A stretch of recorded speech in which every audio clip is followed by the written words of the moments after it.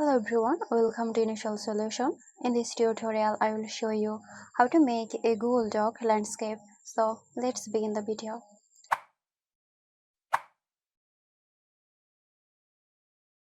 First, open a document in Google Docs.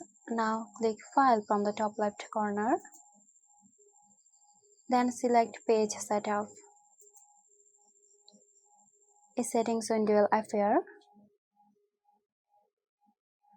In the Page Settings window, under Orientation, you'll find Landscape. Click on it. Now click OK. Your Google Docs page will immediately change from portrait to landscape orientation. So there you go. I hope this video helped you out. Stay tuned for more helpful tutorials here at Initial Solution. This video is sponsored by Girosoft. Girosoft offers graphic design, UI UX design, digital marketing and web development. Elevate your brand with Girosoft today. For more details, check the description box.